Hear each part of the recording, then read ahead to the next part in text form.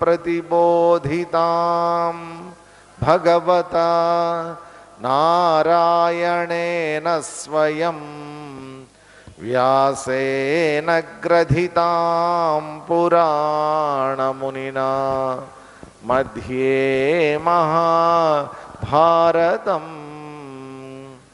अद्वैतामृतवर्षिणीं भगवतीम् अष्टादशाध्यायिनीम् अम्ब त्वामनुसन्दधामि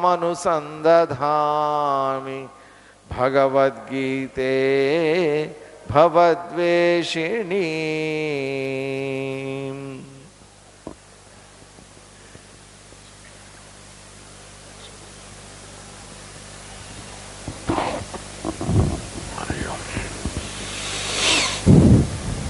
ఒకసారి నిన్న జరిగినటువంటి శ్లోకాలు మొదటి నుంచి ఒకసారి చదివేసి ఇవాళ శ్లోకాలు కంటిన్యూ చేద్దాం. ఓం శ్రీకృష్ణ పరబ్రహ్మణే నమః.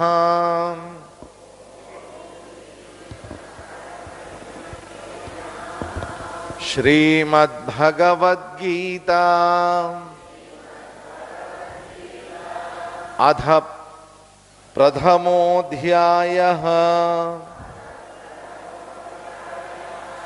అర్జున విషాదయోగః. ధృతరాష్ట్ర ఉవాచ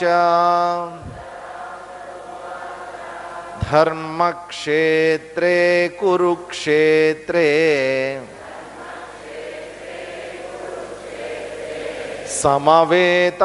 సమవేతాయుయుత్సవః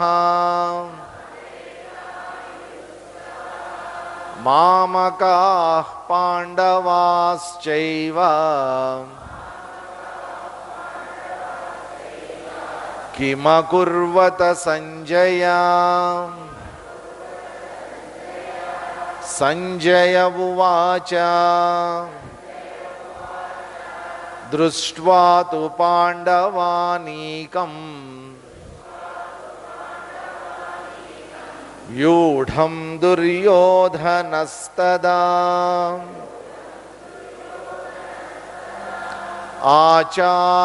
ఆచార్యముపసంగమ్య రాజా వచనమబ్రవీత్ పశ్యైతాం పాండుపుత్రాణాం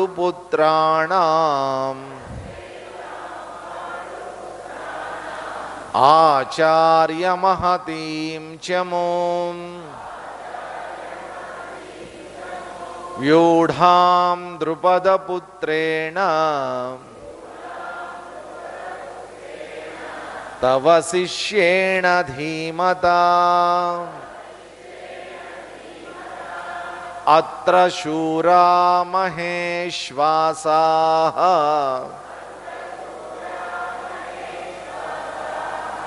భీమార్జున సమాయుధి యుయుధానో విరాటశ్చ ద్రుపదశ్చ మహారథః ధృష్టకేతుశ్చేకితానః కాశీరాజశ్చ వీర్యవాన్ పురుజిత్ కుంతిభోజశ్చ శైబ్యశ్చ నరపుంగవః యుధామన్యుశ్చ విక్రాంతః ఉత్తమౌజాశ్చ వీర్యవాన్ సౌభద్రో ద్రౌపదేయాశ్చ సర్వ ఏవ మహారథాః అస్మాకం తు విశిష్టాయే తాన్నిబోధద్విజోత్తమా నాయకా మమ సైన్యస్య సంజ్ఞార్థం తాన్ బ్రవీమి తే భవాన్ భీష్మశ్చ కర్ణశ్చ కృపశ్చ సమితింజయః అశ్వత్థామా వికర్ణశ్చ సౌమదత్తిస్తథైవ చ తథైవ చ కదా తథైవ చ సౌమదత్తిస్తథైవ చ అన్యే చ బహవః శూరాః మదర్థే త్యక్తజీవితాః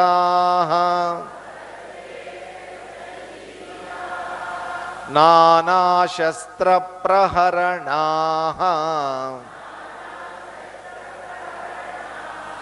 సర్వే యుద్ధవిశారదాః.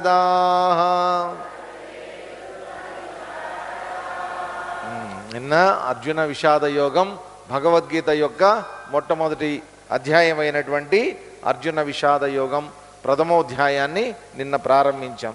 ఒక అజ్ఞాని అయినటువంటి అంధుడైనటువంటి ధృతరాష్ట్రుడి యొక్క ప్రశ్నతోటి మొదలైంది.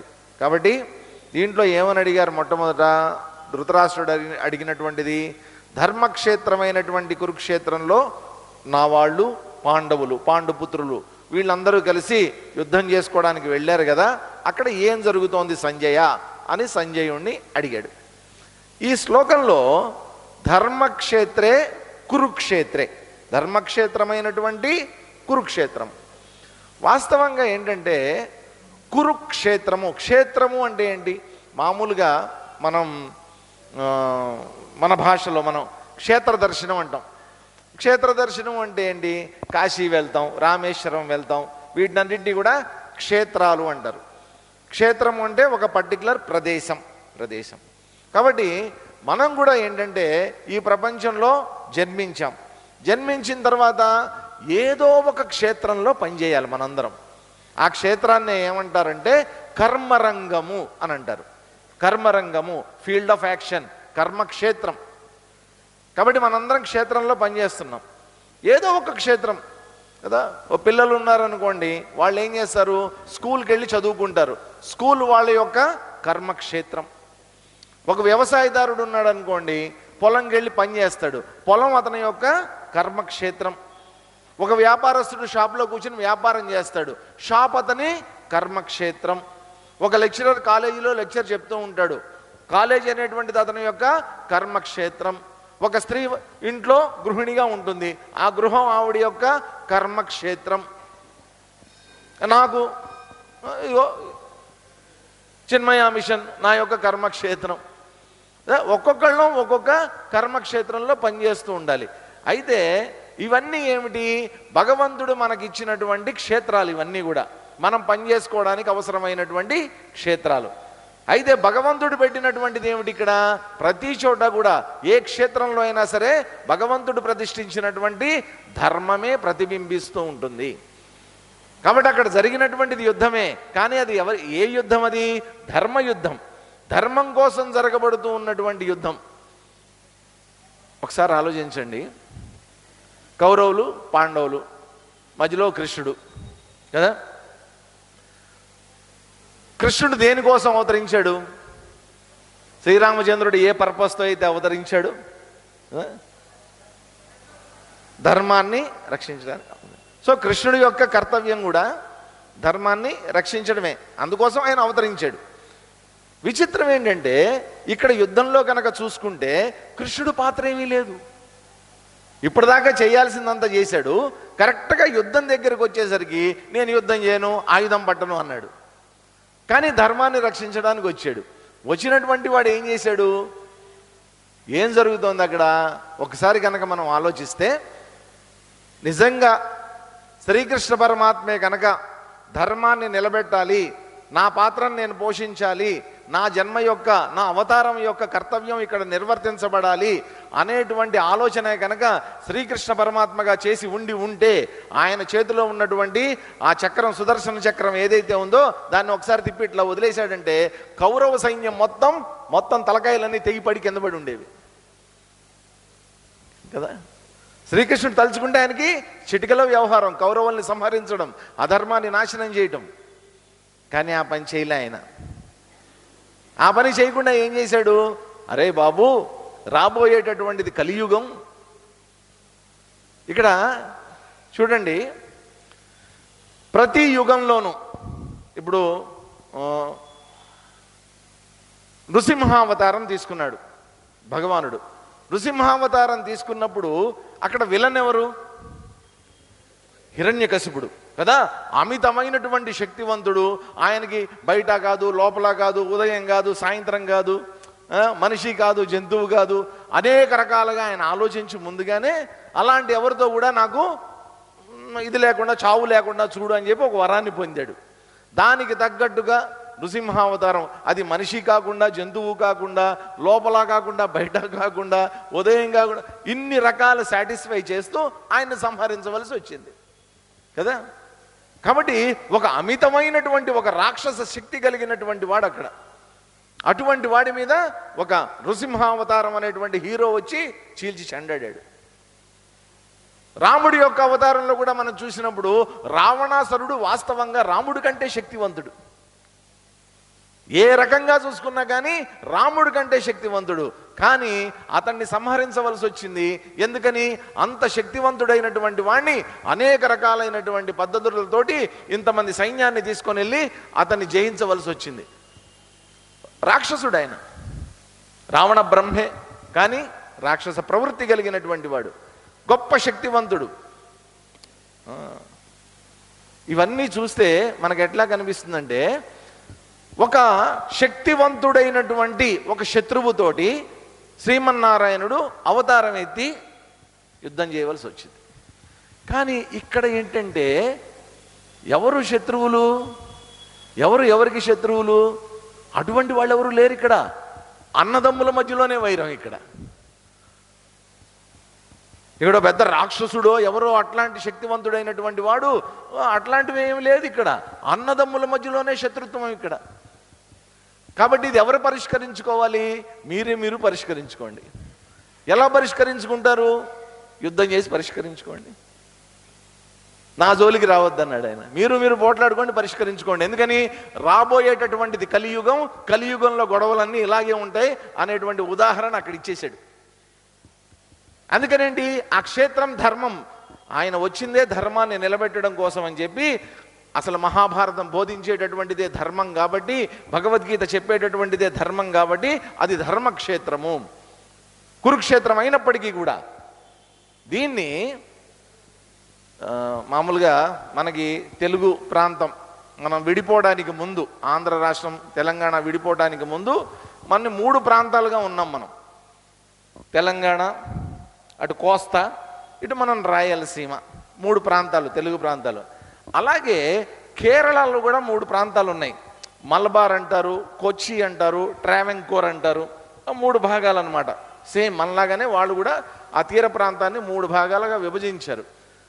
ఆ మహారాణి ఆఫ్ ట్రావెంకోర్ అంటే ఇప్పుడు తిరువనంతపురం అంటాం మనం. ఆ ట్రావెంకోర్ ఆవిడ ఆ రోజుల్లో దాదాపు ఒక 600 సంవత్సరాల క్రితం ఆవిడకి భగవద్గీత అధ్యయనం చేయాలని అనిపించింది. ఆవిడికి అధ్యయనం చేయాలనిపించి పండితుడిని ఇంటికి పిలిపించుకుంది ఆయన. ఆ రోజుల్లో ఇప్పుడులాగా పార్టీలు, ఇంత క్రిస్టియానిటీ, ఇంత కమ్యూనిస్టులు కేరళలో లేరు. అది గాడ్స్ ఓన్ కంట్రీ అన్నారు దాన్ని. అంటే భగవంతుడి యొక్క స్వస్థలం కేరళ. అటువంటి చోట ఆవిడ నేర్చుకోవాలనుకుంది, భగవద్గీత అధ్యయనం చేయాలనుకుంది. ఆవిడ అనుకున్నప్పుడు పండితుల వారిని ఇంటికి పిలిపించుకొని ఆయన చేత చెప్పించుకుంది. ఆయన చెప్పారు మొట్టమొదటి, ధృతరాష్ట్ర ఉవాచ ధర్మక్షేత్రే కురుక్షేత్రే సమవేతాయుత్సవ అని ఆయన చెప్పడం మొదలుపెట్టిన తర్వాత ఒక్కసారి ఆవిడ అంది, ఆపేయండి అంది. అదేమిటమ్మా, ఇప్పుడే కదా మొదలుపెట్టింది, అప్పుడే ఆపమంటారు ఏమిటి అన్నాడు. అంటే నాకు అర్థమైపోయింది భగవద్గీత అంతా అంది. ఏం అర్థమైంది నీకు అని అడిగాడు. అంటే అసలు మొట్టమొదటి వాక్యంలోనే ఇచ్చేశారు సందేశం. ధర్మక్షేత్రే కురుక్షేత్రే కాదండి, అది కొంచెం అటు ఇటు చేసుకుంటే క్షేత్రే క్షేత్రే ధర్మం కురు. నువ్వు ఏ క్షేత్రంలో ఉన్నప్పటికీ, నువ్వు ఏ రంగంలో ఉన్నప్పటికీ, నువ్వు ఏ పని చేస్తూ ఉన్నప్పటికీ నువ్వు చేయవలసిందేంటి? ధర్మం కురు, ధర్మమేవ కురు, ధర్మం మాత్రమే చేయి. ధార్మికమైనటువంటి కర్మల్ని ఆచరించు. భగవద్గీత చెప్పేటటువంటిదంతా ఇంతే. నాకు అర్థమైపోయింది, ఇంకా నాకు అక్కర్లేదండి ఆవిడ. కాబట్టి మొత్తం భగవద్గీత అంతా కూడా ఒక్క సెంటెన్స్లో మనం అర్థం చేసుకుంటే క్షేత్రే క్షేత్రే ధర్మం కురు, ధర్మక్షేత్రే కురుక్షేత్రే. కాబట్టి ఇక్కడ అడిగినటువంటి ఈ ప్రశ్నకి ఇలా సమాధానం చెప్పుకుంటూ వస్తూ ఉంటే సంజయుడు ఏం జరిగిందో చెప్పాడు. అక్కడ మొట్టమొదటి రోజున ఏం జరిగిందో, అసలు యుద్ధ ప్రారంభంలో ఏం జరిగిందో వర్ణించి చెప్పాడు. దుర్యోధనుడు వెళ్ళాడు, ద్రోణాచార్యుల వారి వద్దకు వెళ్ళాడు. వెళ్ళిన తర్వాత ఆయనకి చెప్పడం మొదలుపెట్టాడు. సార్ చూడండి, మీ శిష్యుడైనటువంటి వాడు పాండవుల సైన్యాన్ని అంతా కూడా వ్యూహంగా ఏర్పరిచాడు. చూడండి ఒకసారి అక్కడ ఎవరెవరు ఉన్నారో వాళ్ళందరి పేర్లు కూడా చక్కగా వర్ణించి, వాళ్ళు ఇట్లాంటి వాళ్ళు, వీళ్ళు ఇట్లాంటి వాళ్ళు, వాళ్ళు యుద్ధ విశారదులు అన్నీ చెప్పుకుంటూ వచ్చాడు. చెప్పుకుంటూ వచ్చిన తర్వాత ఇక మన సైన్యంలో కూడా ఎవరైతే ఉన్నారో వాళ్ళు నీకు కేవలం ఒక గుర్తు చేయడం కోసమని చెప్తున్నాను విను అని చెప్పి తన సైన్యంలో ఉన్నటువంటి వాళ్ళ గురించి కూడా కొద్దిగా చెప్పాడు. ఎవరెవరు వాళ్ళు?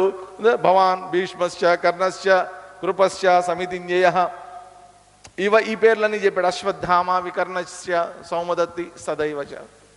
ఇంకా ఏమన్నాడు చివరిలో ఒక మాట, అన్యేచ బహవ శూరాహ, వీళ్లే కాదు అన్యేచ ఇంకా చాలా మంది రాజులు, చక్రవర్తులు వాళ్ళ రాజ్యాలన్నీ విడిచిపెట్టి, వాళ్ళ రాణుల్ని ఇళ్లలో వదిలిపెట్టి, వాళ్ళ కుటుంబాలని విడిచిపెట్టి యుద్ధం చెయ్యాలి, నాకు సహాయం చెయ్యాలి, మదర్దే నా కోసం నాకు సహాయం చెయ్యాలి అనేటువంటి ఆకాంక్షతోటి త్యక్త జీవితాహ, వాళ్ళ జీవితాల్ని పణంగా పెట్టి వాళ్ళ జీవితం మీద వ్యామోహాన్ని వదులుకొని చావుకి సిద్ధపడి వచ్చారు వాళ్ళంతా. అంటే వాళ్ళందరూ చావడానికి సిద్ధంగా ఉన్నారు అనేటువంటి విషయాన్ని చెప్పేశాడు ముందుగానే. చావబోతున్నారు వీళ్ళంతా. ఇప్పుడు ఒకసారి గమనించండి, వాళ్ళందరూ చావబోతున్నారు అనేటువంటిది ఒక సిక్స్త్ సెన్స్ చెప్పింది కాబట్టే చావుకి సిద్ధపడి వచ్చారు అని చెప్పాడు. వాళ్ళందరూ చావబోతుంటే దుర్యోధనుడు మాత్రం చావకుండా ఉంటాడా? వాళ్ళతో పాటు వీడు చావాల్సిందే. వాస్తవంగా చెప్పాలంటే దుర్యోధనుడికి తన చావు గురించి ముందే తెలుసు. కాకపోతే ఏంటంటే ఇదంతా ఏంటంటే ఒక వృధా ప్రయత్నం, ఒక ప్రయత్నం చేసి చూద్దాం మనకి దక్కుతుందేమో. వాళ్ళ వైపు శ్రీకృష్ణుడు ఉన్నాడు, గెలుస్తారు. వాళ్ళ వైపు ధర్మం ఉంది, గెలుస్తుంది అన్న సంగతి తెలుసు. కాకపోతే ఒక ప్రయత్నం చేసి చూద్దాం, ఏమో పొరపాటున మనం గెలిచామనుకోండి మనకి రాజ్యాలు దక్కుతాయి కదా అన్నటువంటి ప్రయత్నమే తప్ప దుర్యోధనుడికి ఏ మాత్రం కాన్ఫిడెన్స్ లేదు అని చెప్తూ తర్వాత శ్లోకంలో చెప్తున్నాడు. చూడండి, 10వ శ్లోకాన్ని చదువుదాం ఒకసారి. అపర్యాప్తం తదస్మాకం బలం భీష్మాభిరక్షితం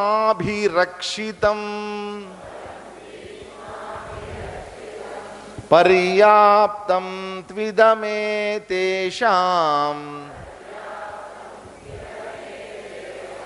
బలం భీమాభిరక్షితం అపర్యాప్తం తదస్మాకం బలం భీష్మాభిరక్షితం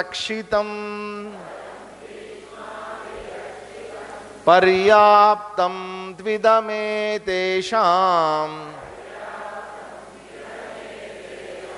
బలం భీమాభిరక్షితం. తత్ అస్మాకం బలం, అలాంటి మన బలం అంటే ఇంతకుముందు చెప్పారే శ్లోకంలో, మన వైపు ఉన్నటువంటి వీళ్ళందరూ ఎవరైతే ఉన్నారో వాళ్ళతో కూడుకున్నటువంటి మన బలం ఏదైతే ఉందో భీష్మం అభిరక్షితం అపర్యాప్తం, భీష్ముడు చేత రక్షింపబడుతూ ఉన్నటువంటి మన సైన్యం, మన బలం, మన బలగం ఏదైతే ఉందో అపర్యాప్తం, చాలా పెద్దది, చాలా పెద్దది. ఇది అపర్యాప్తం అంటే అపర్యాప్తం అంటే దాన్ని లెక్కించడానికి వీలు లేనటువంటిది, చాలా విస్తరించి ఉన్నటువంటిది. కానీ ఇదంతు ఏషాం, ఏదైతే పాండవుల సేన ఏదైతే ఉందో భీమ అభిరక్షితం పర్యాప్తం, భీముడి చేత రక్షింపబడుతూ ఉన్నటువంటి పాండవ సేన ఏదైతే ఉందో పర్యాప్తం, అది లిమిటెడ్గా ఉంది. మన సైన్యం చూస్తే చాలా పెద్దది, భీష్ముడి చేత రక్షింపబడుతున్నటువంటి మన సైన్యమేమో చాలా పెద్దది, భీముడి చేత రక్షింపబడుతూ ఉన్నటువంటి పాండవ సైన్యం ఏదైతే ఉందో అది కొద్దిగా ఉంది, పర్యాప్తం, తగినంత. మంది అపర్యాప్తం, అనంతం, బోళంతుంది. సంఖ్యాపరంగా చూసుకున్నప్పుడు ఏమవుతుందంటే నిజంగానే 11 అక్షౌహిణులు. 11 అక్షౌహిణులు అంటే దీనికి ఒక క్యాలిక్యులేషన్ ఉంది. ఏంటా క్యాలిక్యులేషన్ అంటే ఒక యూనిట్ అంటారు. ఒక యూనిట్, ఒక చిన్న యూనిట్ తీసుకుందాం. అంటే 10 మంది సైన్యం తీసుకుందాం. 10 మంది సైన్యాన్ని ఆ రోజుల్లో పట్టి అనేవాళ్ళు. పట్టి, ఆ పట్టీలో ఏంటంటే ఒక ఏనుగు ఉండాలి, ఒక ఏనుగు, ఒక గుర్రం ఉండాలి, అదే ఒక ఒంటె, ఇంకోటి ఏదో ఉంటుంది. దాంట్లో ఒక 3 విలుకాళ్ళు ఉండాలి. ఇంతమంది మొత్తం 10 మంది కాల్బలం అంటారు మన కత్తి యుద్ధం చేసేటటువంటి వాళ్ళు. అట్లా సో 4 వింగ్స్, ఈ 4 వింగ్స్ కలిపి 10 మందితో కూడుకున్నటువంటిది ఒక పట్టి. ఇన్ని పట్టీలు కలిపితే ఇంకొకటి ఏదో ఇన్ని అవన్నీ అట్లా లెక్కేసుకుంటూ పోతే మొత్తం 11,000 సంథింగ్ ఏదో నెంబర్ ఉంది. అది ఒక అక్షౌహిణి అంటారనమాట. అన్ని అక్షౌహిణులు కలిపితే 11 అక్షౌహిణులు కలిపితే అదంతా వీళ్ళ యొక్క సైన్యం. కాబట్టి ప్రపోర్షనేట్గా ఇన్ని గుర్రాలు, ఇన్ని ఏనుగులు, ఇంత కాల్బలం, ఇన్ని రథాలు, ఇవన్నీ కలిపితే ఒక అక్షౌహిణి. సో ఆ రకంగా చూసుకుంటే, ఆ క్యాలిక్యులేషన్ ప్రకారంగా చూసుకుంటే లక్షల మంది అక్కడికి వచ్చి యుద్ధం చేయడానికి వచ్చేసారు. 11 అక్షౌహిణులు అంటే లక్షల మంది ఉన్నారు అక్కడ. ఇటుపక్క చూసుకుంటే 7 అక్షౌహిణులే. సంఖ్యాపరంగా చూసుకున్నప్పుడు మాత్రం తేడా చాలా కనిపిస్తుంది. కానీ దీంట్లో ఒక అంతరార్థం అంతర్లీనంగా ఇమిడి ఉంది. దీంట్లో ఏమంటున్నాడంటే భీముడు ఇక్కడ చెప్తున్నాడు, దుర్యోధనుడు తనకు తెలుసో తెలియకో పర్యాప్తం. పర్యాప్తం అంటే ఏంటంటే తగినంత. వాస్తవంగా అర్థం ఏంటంటే పర్యాప్తం అంటే తగినంత. పాండవుల సైన్యం ఎలా ఉందంటే సంఖ్యాపరంగా చిన్నదైనప్పటికీ కూడా, 7 అక్షౌహిణులు అయినప్పటికీ కూడా తగినంత, ఎంత అవసరమో అంత శక్తి కలిగి ఉన్నటువంటిది పాండవ సైన్యం. అపర్యాప్తం, మన కౌరవ సైన్యం కూడా ఉంది. సంఖ్యాపరంగా చూసినప్పుడు పెద్ద సైన్యం మంది, కానీ వాళ్ళంతా నిండుతనం మనకి లేదు. నిండుతనం అంటాం మనం, అంటే ద కంప్లీట్నెస్. అక్కడ ఉన్నది 7 అక్షౌహిణులే, కానీ ఒక నిండుతనం ఉంది. ఇక్కడ 11 అక్షౌహిణులు ఉన్నప్పటికీ కూడా ఉండవలసినటువంటి శక్తి, ఉండవలసినటువంటి ఆ నిండుతనం అనేటువంటిది ఇక్కడ లేదు. దానికి కారణాలు అనేక ఉన్నాయి. నెంబర్ అయితే ఉంది కానీ శక్తి లేనటువంటిది. కారణం ఏమై ఉంటుంది చెప్పండి? తక్కువ సైన్యం అయినప్పటికీ కూడా నిండుతనం అక్కడ ఎందుకు ఉంది? ఇంత ఎక్కువ సైన్యం ఉన్నప్పటికీ కూడా నిండుతనం ఎందుకు లేదు? ధర్మం అధర్మం, అంతే తేడా. ధర్మాన్ని నమ్మినటువంటిది కాబట్టి సైన్యం తక్కువైనా పర్వాలేదు, నిండుతనం ఉంటుంది దాంట్లో అని తనకి తెలియకుండానే తన నోట్లోంచి వచ్చినటువంటి మాట అన్నమాట. తర్వాత చెప్తూ ఇక్కడ ఏంటంటే ఒక పక్కన సైన్యము భీష్ముడు రక్షిస్తున్నాడు. భీష్ముడు రక్షించడం అంటే ఏంటంటేనండి, ఆ రోజుల్లో సైన్యానికి రక్షకులు అని పెడతారనమాట. సైన్యాధ్యక్షులు అంటాం మనం, సైన్యాధ్యక్షులు. ఈ రోజుల్లో కూడా మనకి సర్వ సైన్యాధ్యక్షులు. మనకి త్రివిధ దళాలు ఉన్నాయి. ఏమేంటున్నాయి త్రివిధ దళాలు? ఇన్ఫాంట్రీ అంటాం, అంటే కాల్బలం, మిలిటరీ. దాంట్లో వ్యాన్లు, ట్యాంకులు ఇవన్నీ ఉంటాయి. నేల మీద యుద్ధం చేసేటటువంటి వాళ్ళంతా. ఇంకొకటి నేవీ, సముద్రంలో నుంచి యుద్ధం చేసేటటువంటి వాళ్ళు. ఎయిర్ ఫోర్స్, ఫ్లైట్స్లో వెళ్ళి రకరకాలైనటువంటి యుద్ధ విమానాలను ఉపయోగించి ఫైట్ చేసేటటువంటి వాళ్ళు. త్రివిధ దళాలు. ఒక్కొక్క దళానికి ఒక్కొక్క అధిపతి ఉంటాడు. కానీ 3 దళాలకి కలిపి ఒకళ్ళే అధిపతి. ఎవరంటే మన భారతదేశం యొక్క ప్రెసిడెంట్ గారు ఎవరైతే ఉన్నారో ఆయనే త్రివిధ దళాధిపతి. ఆ స్థానంలో ఎవరున్నప్పటికీ కూడా వాళ్ళే త్రివిధ దళాలకి అధిపతి అన్నమాట. అలాగే ఇక్కడ ఉన్నటువంటి సైన్యం అది అశ్వబలమా, గజబలమా, కాల్బలమా ఏదైనప్పటికీ కూడా మొత్తానికి అంతటికీ కలిపి ఒక కమాండర్ ఇన్ చీఫ్ అనేటువంటి వాళ్ళు ఉండేవాళ్ళు. కాబట్టి ఆ కమాండర్ ఇన్ చీఫ్ యొక్క లక్షణం ఏంటంటే సైన్యాన్ని అంతా కూడా జాగ్రత్తగా రకరకాలైనటువంటి వ్యూహాల్లో నిలబెట్టడం, వ్యూహకర్తలకి ఎంకరేజ్ చేయడం, ఇదంతా కూడా వాళ్ళు చూసుకుంటూ ఉండాలి. బలం భీష్మాభిరక్షితం. భీష్ముడు అక్కడ ఉన్నాడు, పెద్ద ఆయన్ని పెట్టుకున్నారు, ముందు పెట్టారు. ఇక రెండవది ఏంటి, ఇటు పక్కనంతా భీముడిని పెట్టారనమాట. అంటే ఒక పెద్దరికం ఉన్నటువంటి వాళ్ళని ముందు పెట్టేవాళ్ళు అనమాట. భీముడు మంచి బలిష్ఠుడు ఉంటాడు, అందుకని ఆయన ముందు పెట్టారు. అక్కడ ఎందుకు పెట్టారు తర్వాత శ్లోకాల్లో మనం చదువుదాం. ఏం చెప్తున్నాడంటే ఇక్కడ తర్వాత 11వ శ్లోకం చదువుదాం. అయనేషు చ సర్వేషు యథా భాగమవస్థితాః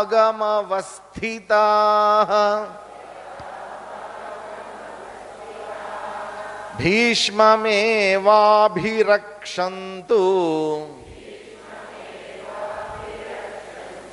భవంతః సర్వ ఏవ హి. అయనేషు చ సర్వేషు యథా భాగమవస్థితాః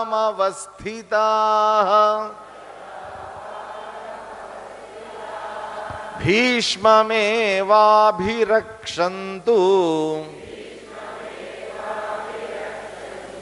భవంతః సర్వ ఏవ హి.